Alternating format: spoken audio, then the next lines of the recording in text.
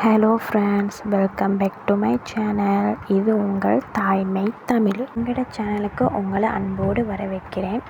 போன வீடியோஸில் folic acid பற்றி பார்த்தோம். அதுக்கு முதல் வீடியோவில் ப்ரெக்னன்சி சிம்டம்ஸ் எல்லாமே பார்த்தோம்.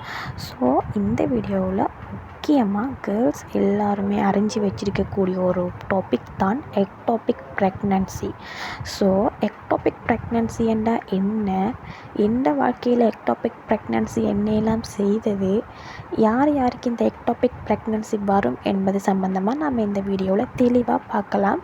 ஸோ மறக்காமல் இந்த வீடியோ உங்களை வந்து அடையணுமெண்டா மறக்காமல் என்னை சப்ஸ்கிரைப் பண்ணி வச்சுக்கொள்ளுங்க,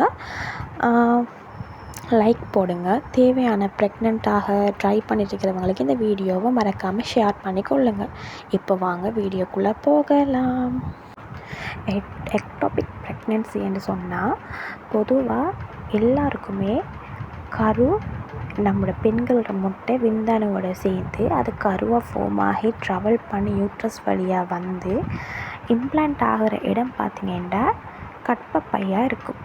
ஆனால் 100ல் ஒரு பெண்ணுக்கு எக்டோபிக் ப்ரெக்னன்சி ஏற்படும். எக்டோபிக் ப்ரெக்னன்சி என்றால் அந்த ட்ராவல் பண்ணுற கரு ட்ராவல் பண்ணாமல் ஃபெலோப்பியன் டியூப்லேயே இம்ப்ளான்ட் ஆகிடும். ஸோ அதைத்தான் எக்டோபிக் ப்ரெக்னன்சி என்பாங்க. சரி, இம்ப்ளான்டேஷன் நடக்கிறது கர்ப்பப்பையாக இருந்தாலும் என்ன, ஃபெலோப்பியன் டியூப்பாக இருந்தாலும் என்ன, எங்கேயாவது இம்ப்ளான்ட் ஆகினா சரி தானே என்று மட்டும் நினைக்கக்கூடாது.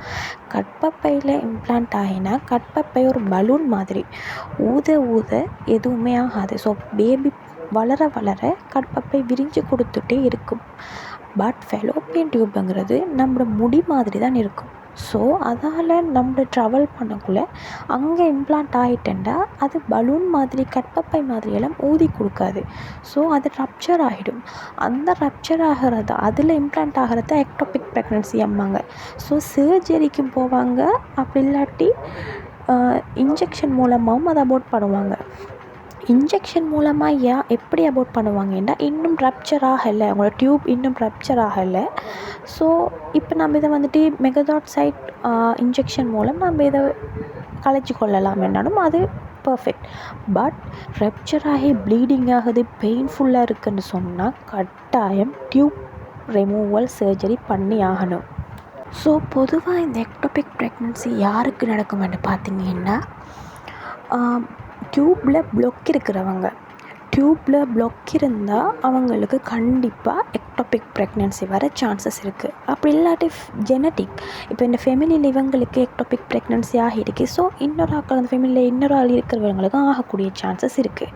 ஸோ இதுலேருந்து தவிர்க்கிறதுக்கு நீங்கள் என்ன செய்யணும்னு சொன்னால், நம்மளோட யூரின் டெஸ்ட் பாசிட்டிவ் ஆகின உடனே நம்ம சிலவங்க ஹாஸ்பிட்டலில் போய் ஸ்கேன் போகாமல் இருப்பாங்க. ஸோ 45 days ஆகட்டும், 55 days ஆகட்டும், அப்போ தான் ஸ்கேனில் விளங்க மாட்டேன்.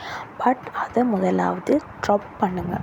முதலாவது யூரின் ப்ரெக்னன்சி டெஸ்ட் எடுத்து பார்த்து உங்களுக்கு பாசிட்டிவ் வந்துட்டு என்று சொன்னானே நீங்கள் ஹாஸ்பிட்டலில் போய் ஸ்கேனில் பாருங்கள். ஸ்கேனில் விளங்காட்டி β-HCG பிளட்டில் எடுத்து பாருங்கள். பிளட்டில் எடுத்து பார்த்து 48 hours திரும்பவும் எடுத்து பாருங்கள். ஸோ அதில் பர்ஃபெக்டாக உங்களை கண்டுபிடிக்கலுமா இருக்கும். அப்படியும் டாக்டர் சொன்னால் கூட, ஸோ ஸ்கேனில் விலங்கலை 2 weeks கழித்து வாங்க பார்த்துக்கலாம் என்று சொன்னால் கூட நீங்கள் இல்லை நான் β-HCG எடுத்து பாருங்கன்னு சொல்லி ஒரு புடியாக நில்லுங்க. ஸோ அப்போ தான் உங்களுக்கு இந்த எக்டோபிக் ப்ரெக்னன்சிலேருந்து தவிர்க்க கூடியதாக இருக்கும். ஓகேவா? இப்போ நான் பேசுகிறது சிலவங்களுக்கு புரியும், சிலவங்களுக்கு புரியாது. இது என்ன கொஞ்சம் போக போக இம்ப்ரூவ் பண்ணிக்கொள்கிறேன். இப்போ தான் நான் சேனல் ஓப்பன் பண்ணி 4th வீடியோ அப்லோட் பண்ணியிருக்கிறேன். ஸோ கொஞ்சம் அட்ஜஸ்ட்மெண்ட் பண்ணிக்கொள்ளுங்க. ஸோ எனக்கும் எக்டோபிக் ப்ரெக்னன்சி நடந்தது. அது எப்படி நடந்துச்சு, என்னென்னலாம் நடந்ததுன்றது நான் அடுத்த வீடியோவில் உங்களுக்கு அப்லோட் பண்ணுறேன். ஸோ அந்த வீடியோ வேணுமென்னா மறக்காமல் கமெண்ட் பண்ணுங்கள், அப்லோட் பண்ணுங்கன்னு சொல்லி நான் மறக்காமல் உங்களுக்கு அப்லோட் பண்ணி வைக்கிறேன். ஓகேவா? ஓகே, இந்த வீடியோவை நான் லாங் ஆக்காமல் முடிஞ்ச அளவுக்கு ஷார்ட்டில் எல்லா இன்ஃபர்மேஷனும் தந்திருப்பேன். ஸோ திரும்ப ஒருத்தரம் சொல்கிறேன், நீங்கள் ப்ரெக்னன்சிக்கு ட்ரை பண்ணிட்டுருக்கிறீங்கன்னு சொன்னால், ஸோ இந்த ஃபெமிலிலேயும் எக்டோபிக் ப்ரெக்னன்சிக்கு நடந்திருக்கு அப்படின்னு சொன்னால், இல்லை உங்களுக்கு இர்ரெகுலர் பீரியட்ஸ் ஏதாவது இருக்குதுன்னு சொன்னால் நீங்கள் வந்துட்டு டியூபல் டெஸ்ட் வந்து பண்ணிக்கொள்ளுங்கள். இதுக்கு முதல் பாஸ்ட்டில் வந்துட்டு எனக்கு எக்டோபிக் ப்ரெக்னன்சி இருக்குன்னா இப்போ திரும்ப பேபிக்கு ட்ரை பண்ணிட்டுருக்குறேன்னு சொன்னால் கூட நீங்கள் டியூப் டெஸ்ட் பண்ணிக்கொள்ளுங்கள். டியூப் டெஸ்ட் பண்ண பிறகு நீங்கள் ப்ரெக்னன்சி ட்ரை பண்ணுங்கள். இர்ரெகுலர் பீரியட்ஸ் இருக்கிறவங்க, எப்போ பீரியட் வருமென்றே தெரியாதவங்கெல்லாம் டாக்டர்கிட்ட காட்டி ஃபஸ்ட்டுக்கு ரெகுலர் பீரியட்டாக ஆகிக்கொள்ளுங்கள். ஸோ ரெகுலர் பீரியட் ஆகிற இர்ரெகுலர் பீரியட் இருக்கிறவங்க ப்ரெக்னன்சிக்கு ட்ரை பண்ண இப்போது வேணாம். பீரியட்டை ரெகுலர் ஆக்கினதுக்கு பிறகு ப்ரெக்னன்சிக்கு ட்ரை பண்ணுறதான் பர்ஃபெக்ட்னு நான் சொல்லுவேன். ஓகேவா? ஸோ இதுதான் இந்த வீடியோ. முடிஞ்ச அளவுக்கு நான் இதுக்கு இன்ஃபர்மேஷன் தந்திருக்கிறேன். ஸோ இதை விட மேலதிகமான இன்ஃபர்மேஷன் நான் பார்ட் 2 சொல்லி வீடியோ க்ரியேட் பண்ணி இன்னும் தெளிவாக போகிறேன். ஸோ வீடியோவை லாங்காக போனாலும் போரிங்காக இருக்கும். ஸோ நான் இதோட வீடியோவை முடிச்சுக்கொள்கிறேன். ஸோ இந்த வீடியோ உங்களுக்கு யூஸ்ஃபுல்லாக இருந்துச்சுன்னு சொன்னால் மறக்காமல் என்னை சப்ஸ்கிரைப் பண்ணி லைக் பண்ணி மறக்காமல் ஒரு ஒப்பீனியன் என்ன கமெண்ட்டில் பண்ணுங்கள். ஸோ நான் அதை ஏற்றுக்கொள்ள தயாராக இருக்கிறேன். இப்போ இந்த வாய்ஸ் ஏதாவது கிளியராக இல்லை கிளியராக பேசுங்க, இல்லை உங்களோட பேச்சு கொஞ்சம் ஒரு மாதிரி இருக்குது அப்படின்னு சொன்னால் கூட நான் சேஞ்ச் பண்ணிக்க ரெடியாக இருக்கிறேன். ஸோ மறக்காமல் என்னை சப்ஸ்கிரைப் பண்ணிக்கொள்ளுங்கள், லைக் பண்ணிக்கொள்ளுங்கள், கமெண்ட் பண்ணிக்கொள்ளுங்கள். உங்களோட இந்த விடைபெறும் நான் உங்கள் தாய்மை தமிழ்.